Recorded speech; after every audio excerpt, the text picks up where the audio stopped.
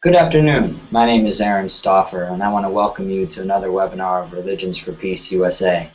I'm really excited about the conversation today. We're welcoming Reverend Michael Livingston of Interfaith Worker Justice, who will talk a little bit about the work of Interfaith Worker Justice and around the work of building up power and protection for workers' rights and immigrant workers' rights, as well as welcoming Jen Smyers from Church World Service, who will talk a little bit about the connections between immigrant rights and immigration reform and address and provide for us the policy side. Again, Religions for Peace USA has been doing these monthly webinars for a long time now, and we've enjoyed bringing you timely and important topics that are meant to be educational while also provide you with resources. At the end of today's webinar, we'll announce which resources will be available for you directly below our webinar on the Religions for Peace USA website. If you will go to our website, you'll see it'll be on the blog side at www.rfpusa.org. Thank you all for being here. I'm really excited about our conversation, and I just kind of want to jump right in and turn it over to Michael and get going on our conversation. Great, thanks, Aaron, and thank Religions for Peace very much for this opportunity to talk about the work of Interfaith Worker Justice, and also to participate with Jen Smyers, who does such great work on immigration in the Interfaith Immigration Coalition and broader work for Church World Service. So I'm happy to talk about Interfaith Worker Justice, and I'd like to just let all of our listeners know where you can get full and complete information on us. Our website is www.iwj.org,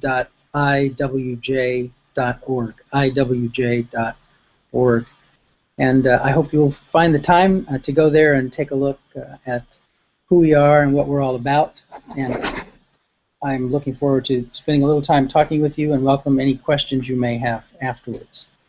So what is IWJ? We're a national network that calls upon religious values, our own fundamental religious values across an interfaith spectrum, to bring those values to bear on improving workers and wages and benefits and working conditions for workers. Some immigrant, some without documentation, and some with, but low-wage workers in particular. That's the real focus of our work.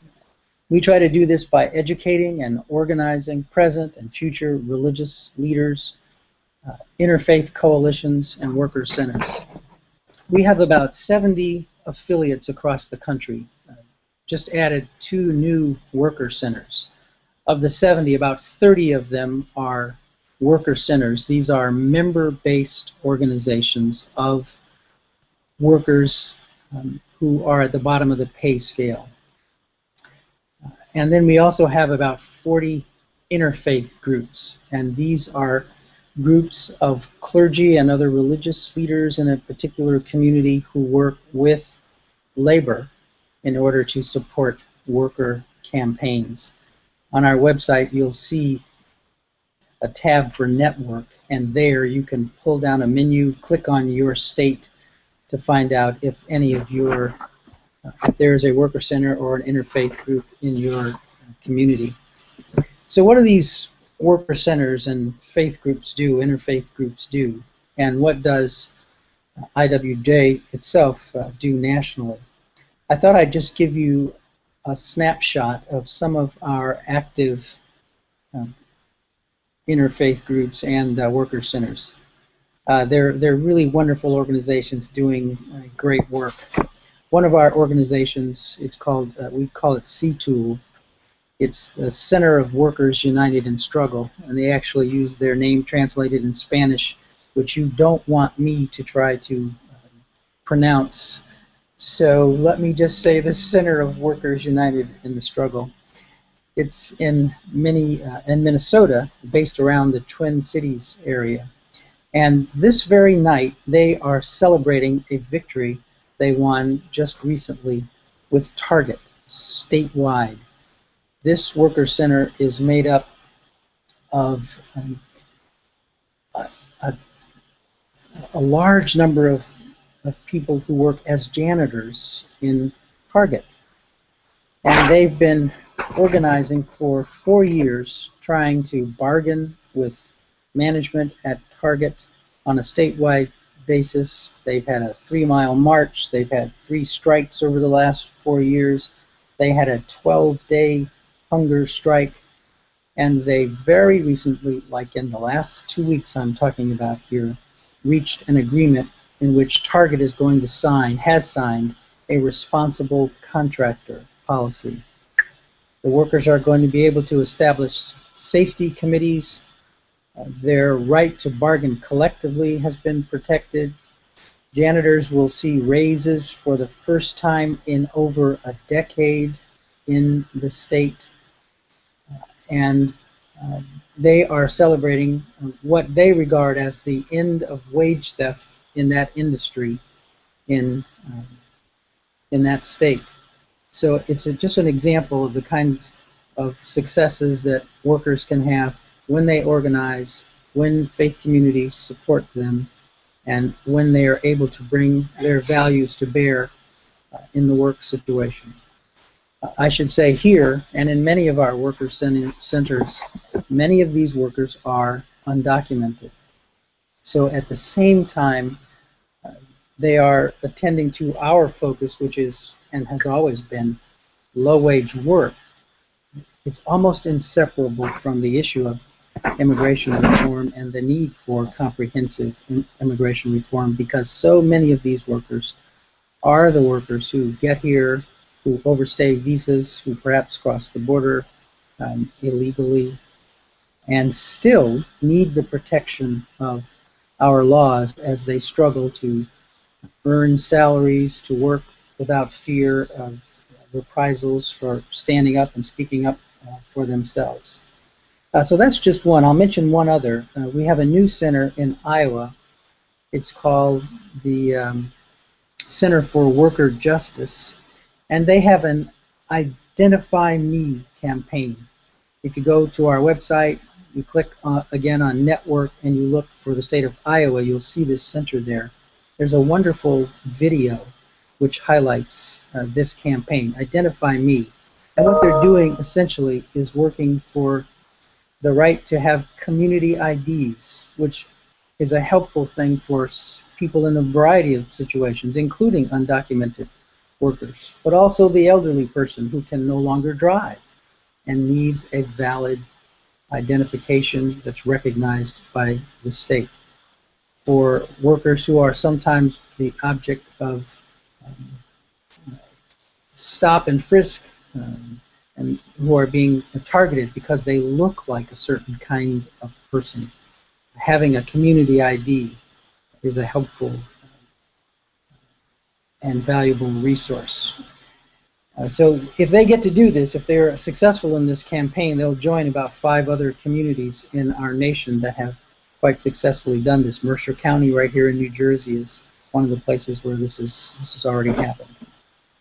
So that's an example of a couple of our worker centers and the kinds of things that they're doing. I'll mention one more quickly. In the city of Houston, Fe y Justicia, which is faith and justice.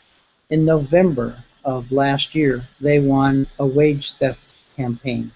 The city of Houston, the city council, unanimously passed a wage theft ordinance which will give individual workers right to bring a wage claim against employer.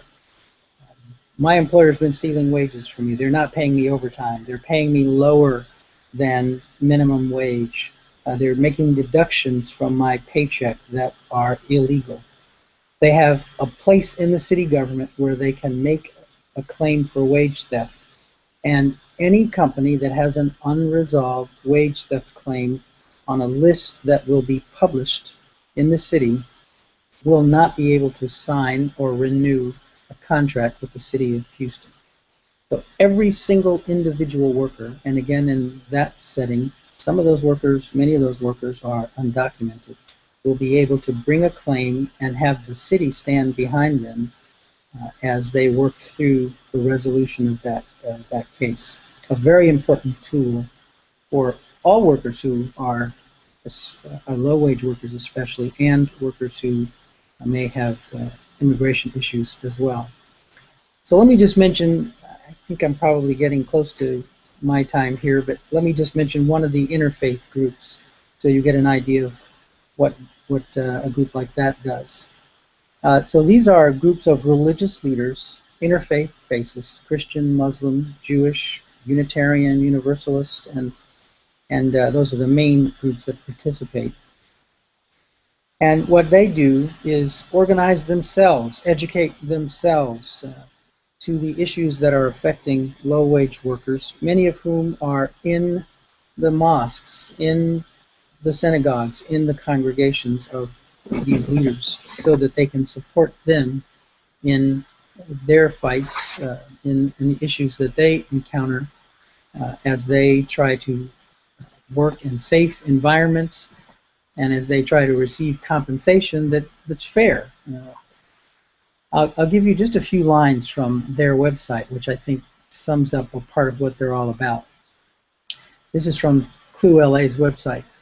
Corporations effectively discourage community involvement by portraying the struggle as a private competition between economic interests. We know better. Workers aren't just workers. They are friends, neighbors, spouses, children, parents, parishioners. A good job affects a person's life and relationship with others everywhere. Our faith calls us to love our neighbors and seek justice for each other in the workplace and every space in our lives. When Clue LA speaks, we speak with the conviction that faith demands justice always and everywhere. So that's the kind of value, that's the kind of conviction that compels people of faith across a variety of religious traditions to stand with, to stand behind, to speak with, and to empower, to help empower workers to speak for themselves. I think I'll stop there, and I can say more if there are questions after Jen has spoken. Well, thank you, Michael. So much of what you spoke about today, again, calls us to the reality that our neighbors are often not like us in unique and important ways, and to realize that our neighbors are the immigrant and are the worker places a pressure on us, I think, to discover how we are compelled to relate to them and their situation. And I think that this is why it's so interesting to me to have this intersection between sort of worker rights and immigrant worker rights, and then also have in the national ether and this national news is this conversation around immigration and how our government and how our policies impact our neighbors. And this is why I wanted to ask Jen to come and speak with us, because as you pointed out, in so many of the worker centers, there are policies that impact our neighbors' lives. So I think that's just something that's so important today. And I want to turn now to Jen to sort of turn us forward into that conversation around immigration policy and how that really is impacting our everyday lives.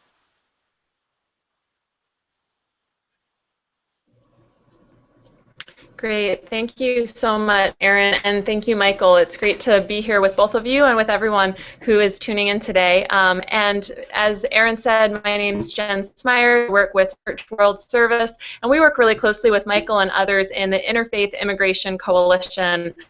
There are a lot of great resources on the IIC's website, which is interfaithimmigration.org. That's interfaithimmigration.org. And I'll probably be referring to a few of those events and resources today. We also really work very closely with Refugee Council USA, and that relates to some of the things I'll be talking about today, including unaccompanied children who are fleeing violence in Central America. So that's Refugee Council USA as another great resource.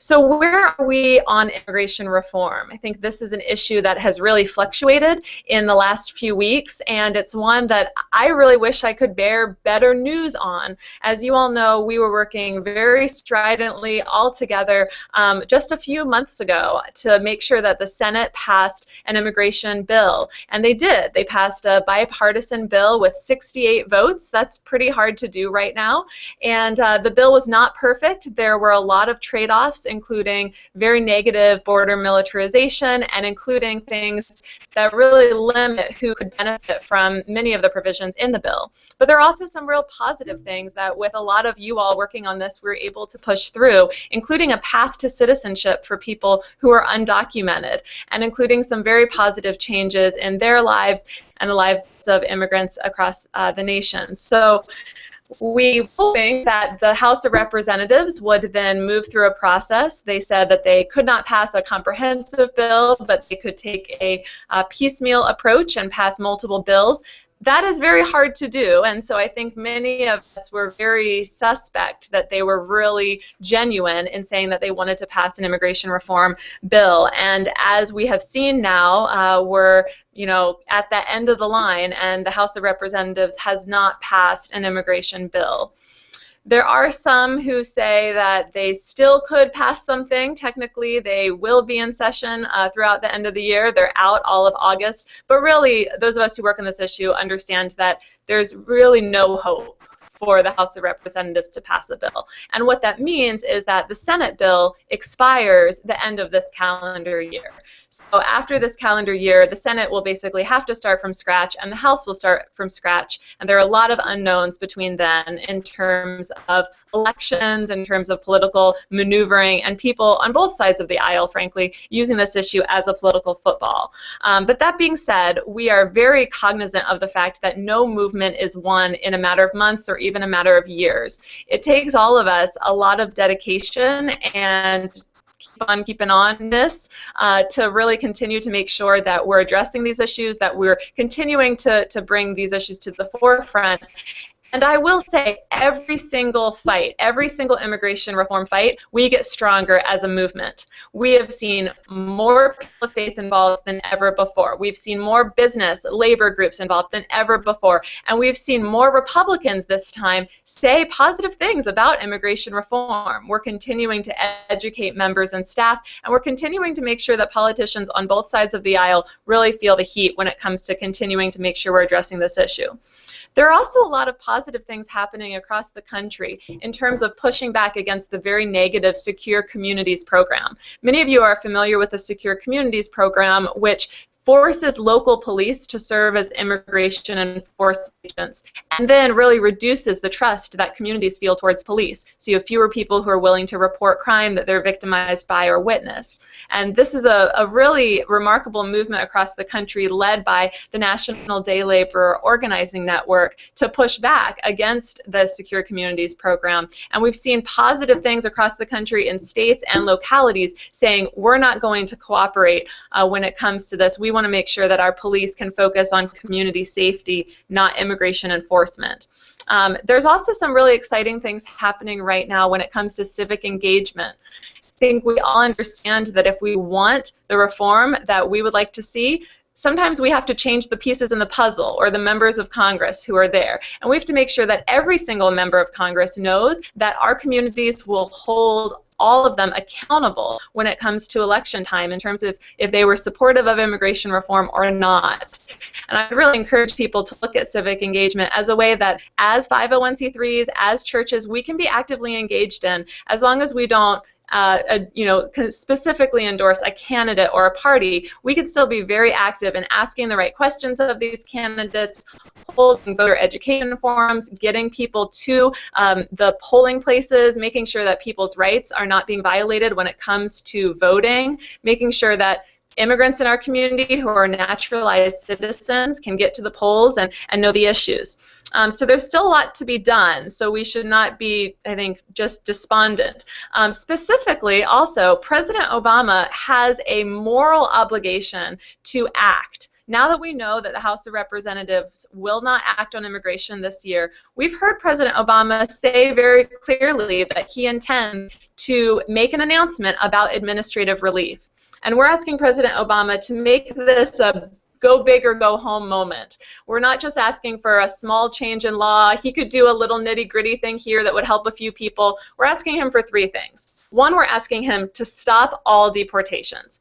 Stop deporting people who would have qualified for that Senate immigration bill. Stop needlessly separating families. Number two, we're asking him to stop and end the Secure Communities program that we know is the very way that people get into the deportation process and that it reduces trust that people feel towards local police. And number three, we're asking for President Obama to expand the Deferred Action Program.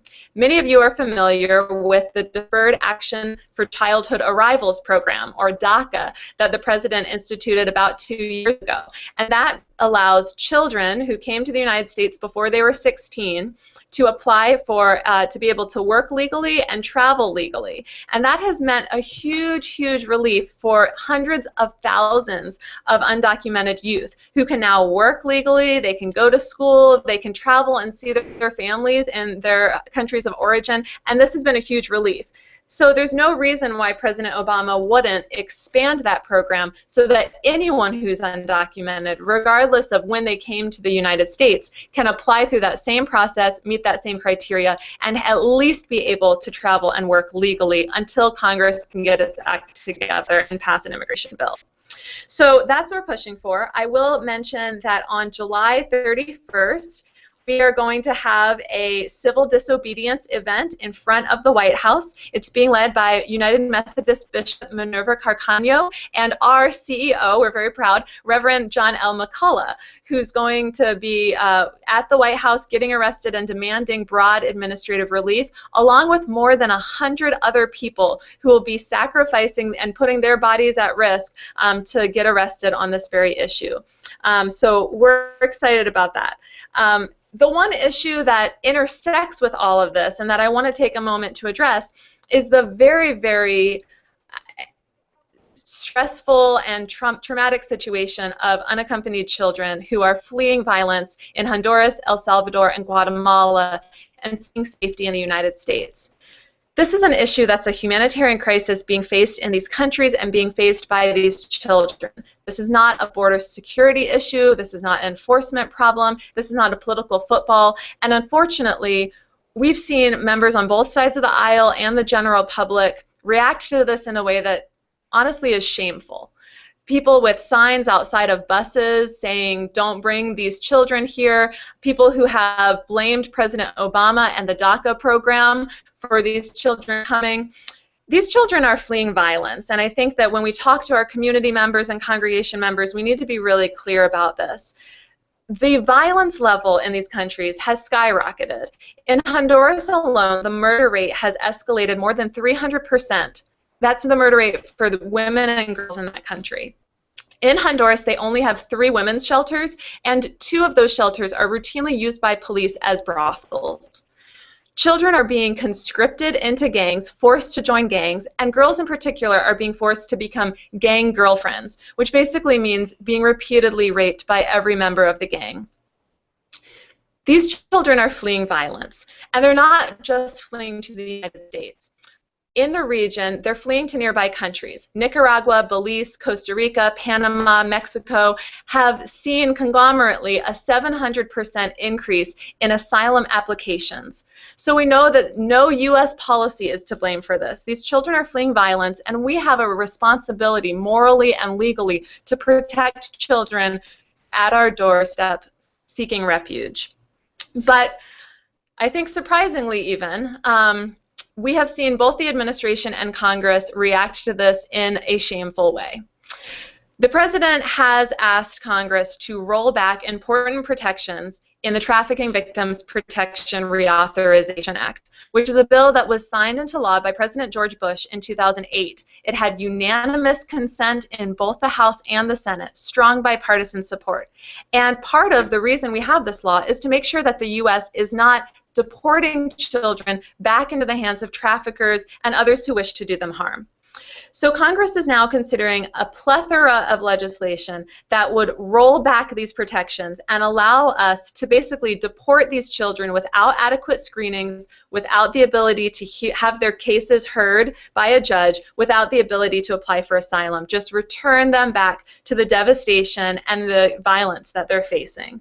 And this is completely unacceptable. I would really encourage all of you to take action, call your member of Congress today, get the word out that we need to stop this. And we have a great application where you can take action. It's tiny.cc/protect-kids, and we'll make sure through Erin that gets sent out in any follow-up to this as well. So you can also call. We have a toll-free number. The number is 1-866-940-2439 to really send a strong and powerful message that we cannot see any rollbacks to the Trafficking Victims Protection Act.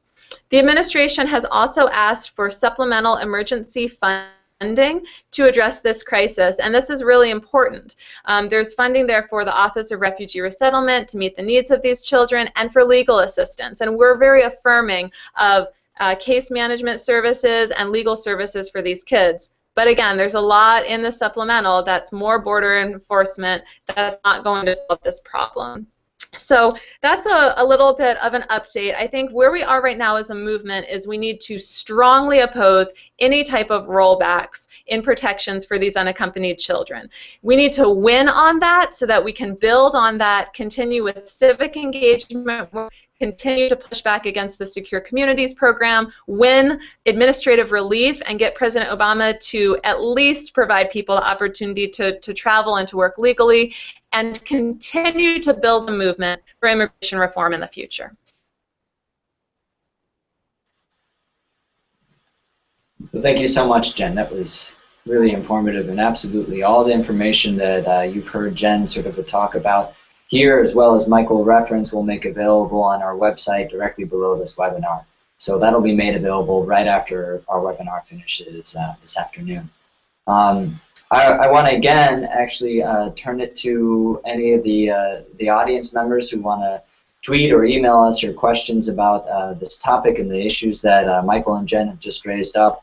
But I've already received a couple, and I want to go back to Jen's point regarding President Obama having a moral impetus, a moral sort of requirement to act on this issue, and sort of lift out some of the language there that, again, that Michael was talking about here. That what are for both of you? I'd like to start with Jen and then maybe return to Michael.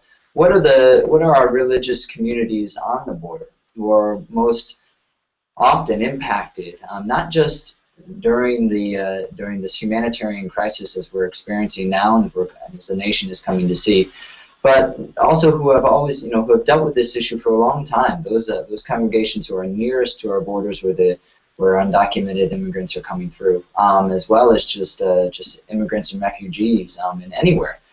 But what are these congregations doing that are successful? What are their efforts and things that show you that these are ways in which you can sort of address these issues that you both have highlighted?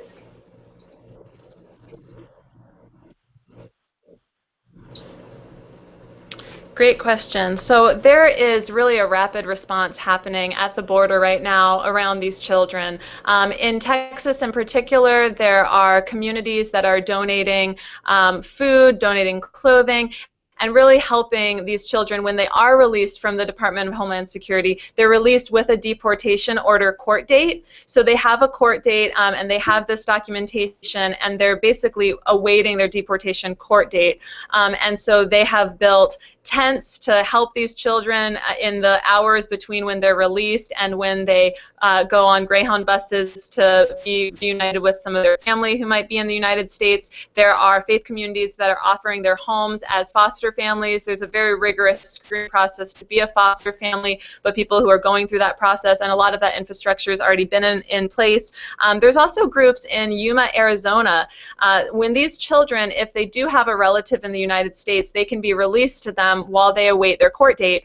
But the Department of Homeland Security is just dropping off these children with their mothers or with their other family members at a Walmart parking lot.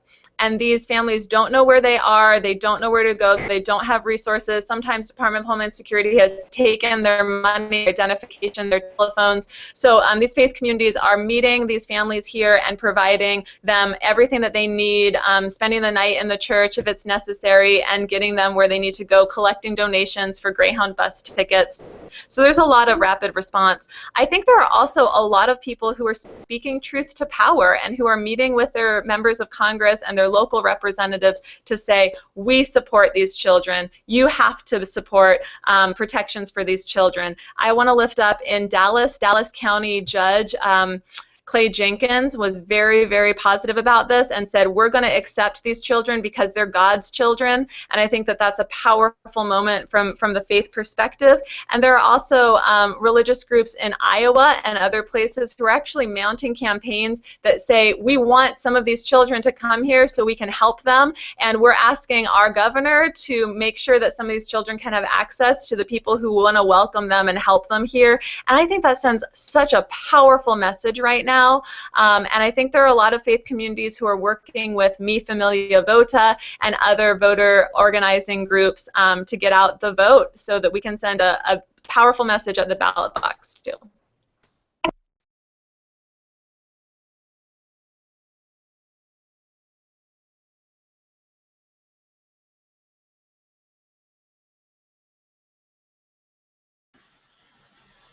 Well, I don't have much to add to that. Our organizations are pretty narrowly focused on worker justice issues, and while there would be some impact of this particular issue, the children crossing the border, on some of the families that are in our centers, I know that one of the things that's happening is that they are supporting the broader groups, faith-based groups, that are responding in a very direct way to the need for protection, for sanctuary, and the need to speak up against the kinds of abuses that are taking place and the threats to the welfare of children who in a very special way are the least among us. But it would be not so much through the ongoing activities of these centers, which are very narrowly focused on worker justice issues, but by virtue of their support of groups that are actually working hard to try to solve or to at least meet the needs of children in that really dire situation.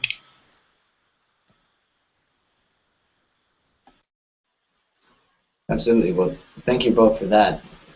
I think what's key, or what's very interesting, is to always remember that these stories that we show up are things that come across in surprising ways, from stories from Iowa, but also the stories that you lifted up earlier, Michael, about the Worker Center in Houston, about really how oftentimes taking up social issues from an interfaith perspective lends a certain moral force and spiritual force and ethical sort of impetus that other times lacks from other sort of action. And so I think that's what's really unique about the worker centers of IWJ, as well as just the voice that Jen continues to sort of pull out on why these issues, again, impact our neighbors in ways that sometimes fall out of our own experience. Yet because of that, it's all the more important.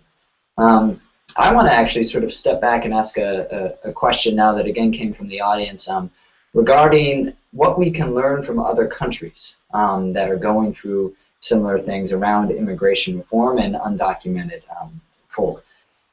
How can we, but in our conversations that we've had outside of this webinar, there was this sort of interesting comparison going on between those countries that were taking in sort of Syrian refugees now, and how we can then begin to think about refugees and undocumented folk in the United States differently. Are there ways in which we can compare the situation, the immigration sort of context and situation in the United States to those of other countries? And what can we learn from them? Are there things that they're doing well that we aren't? Are there things that they are doing poorly that we are thankfully avoiding? Michael, I want to sort of then just turn it to you and then go right back to Jen, if we can just go right around that loop again.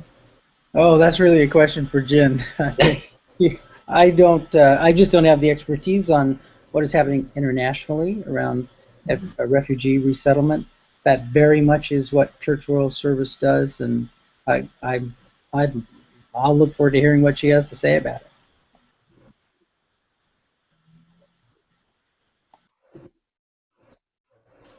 Well, please go ahead, Jen. Let's just jump right on to you. Sure. Well, to be honest, there are not great best practices internationally for welcoming refugees. Every country has some pros and cons, and I think that the U.S. really stands as an international leader on this, for better and for worse. So when we do something positive, it models good behavior that we have seen replicated, and when we act negatively, we see countries go even further in the negative direction. So Canada, for instance, has very helpful integration programs. Germany has just said that they will increase the number of Syrian refugees who they will take in this year. I think when we look at countries like Egypt, Lebanon, Turkey, Jordan, who are taking in Syrian refugees, we can see that they are hosting, in the case of Lebanon, more than 20% of their population is now Syrian refugees. And I think that that kind of hospitality and keeping their doors open to people fleeing persecution is a definite best practice. I think it gets a little more complicated when you talk about, do these refugees have the right to work? Do these refugees have the right for their children to go to school? And that's a mixed bag across the whole spectrum. But I think that when we look internationally, it's very clear that refugees should have the right to work. They should have the right to send their children to schools, and that's really important. In the United States, I think there are, again, some things that we do well. We do take in the largest number of refugees internationally in terms of the figure. When you look at in proportion to our population, however, we're like number 27, right? So we actually take in fewer refugees in relation to our population than almost any other country that accepts refugees, right? So I think that there's a mixed bag there. We have very good integration services and a public-private partnership on refugee resettlement, but we tend to have a real stigma against people who are undocumented immigrants, right? And I think that there are mixed migration flows. There's even mixed migration flows of the children who are coming in. Some are coming to reunite with families. Many are coming fleeing violence. Some might be coming for other reasons. And I think that it strikes me as very ironic and very against biblical principles that we draw this line in the sand and say, you deserve integration services if you're fleeing persecution or if you are, striking our hearts in a certain way. But if you're only trying to make ends meet for your family, well, that's not good enough reason, and we can't, help you or extend our arms to you. Our immigration policies are so broken. Our immigration system is completely outdated, and of course people are going to come in an undocumented way to make ends meet for their families. So I think that, gosh, it's a complex question. It's a good question. It's one that we have to continue to challenge ourselves and our international partners on.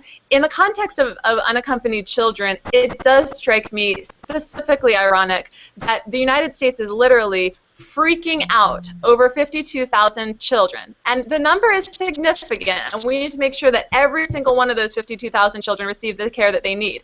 But we are freaking out about 52,000 children and saying we're going to reject international law, reject our morality and values as a country, reject this very important legal protection that George Bush made for children, and send all these kids home, when Lebanon is hosting more than a fifth of its population, hundreds of thousands of Syrian refugees, and we're saying on the international stage, please keep your doors open, and they should.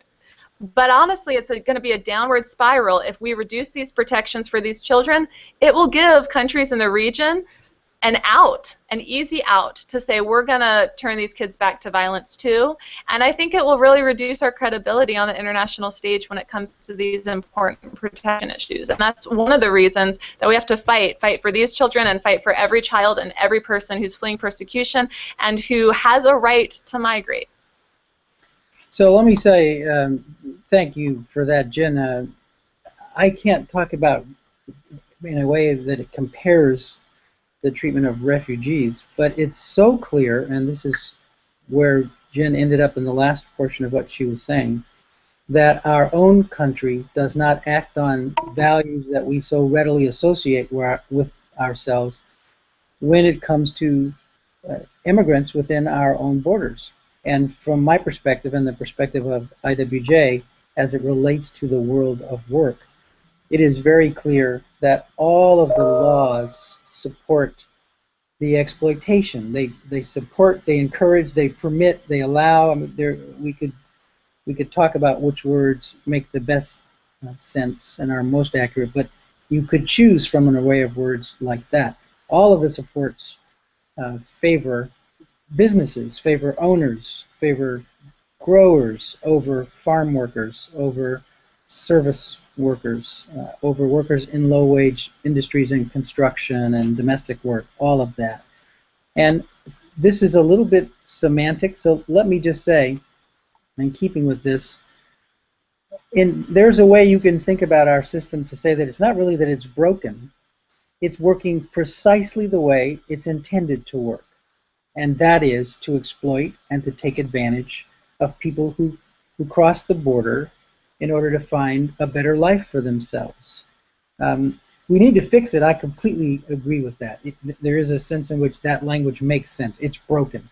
But it's also true, I think, that it's working precisely the way it's been set up to work. And unless we go back to something Jen said earlier too, civic engagement, unless we change the Congress so that we can change the structural impediments to fair and just and humane treatment of those who cross the borders to join their lives with us and to serve us in so many fundamental ways.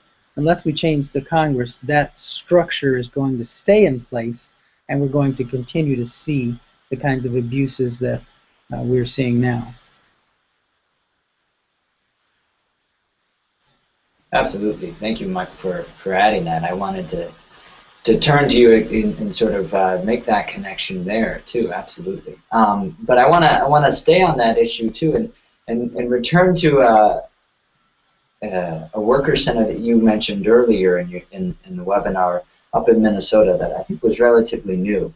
And if I remember correctly, I think Minnesota has the highest Somali refugee or Somali population in the world outside of Somalia, in Minneapolis, St. Paul. And that produces a very unique environment, both for workers, for immigrants, for undocumented folk, for everybody, in fact, for the entire St. Paul, Minneapolis community.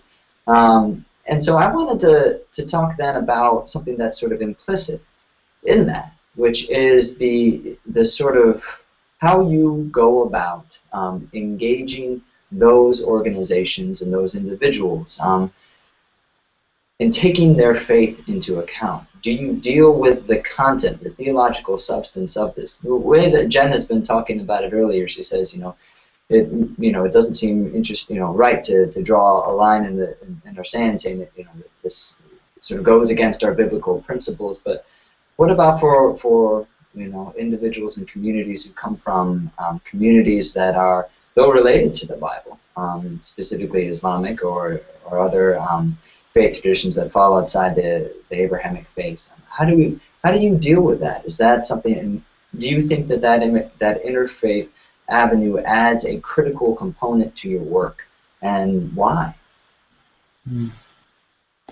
Well, it does. I mean, it's important to us that we address issues on an interfaith basis because for lots of reasons, and you're hinting at some of them, but workers who are paid low wages, I'm trying to reframe and to reform my language so that we're talking about wages that are low and not people. We're not actually describing people and anything about their humanity at all. But they cross faith groups, and some of them don't profess faith. And it doesn't make sense to talk about what Christians can do about the conditions that are faced by refugees from Somalia or workers whose compensation is unfair and unjust, while owners and shareholders reap extraordinary benefits from the profit that's created by what workers themselves do.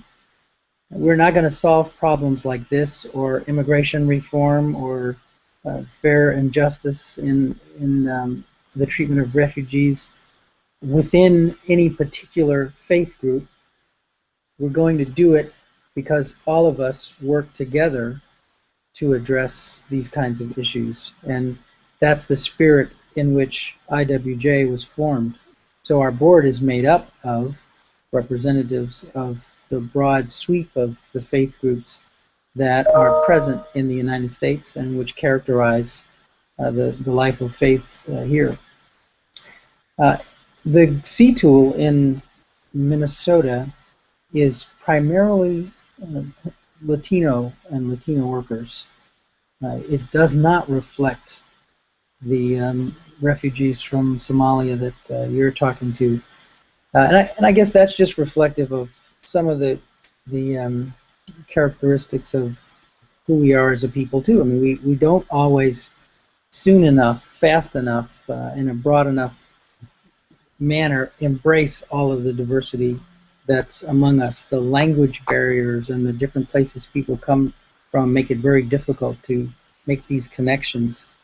But it is something that I think we do want to continue to work at there and other states. Thank you. I don't know, Jen, if you want to sort of end up with any last final thoughts. I think we, after that, I think we ought to just sort of wrap up.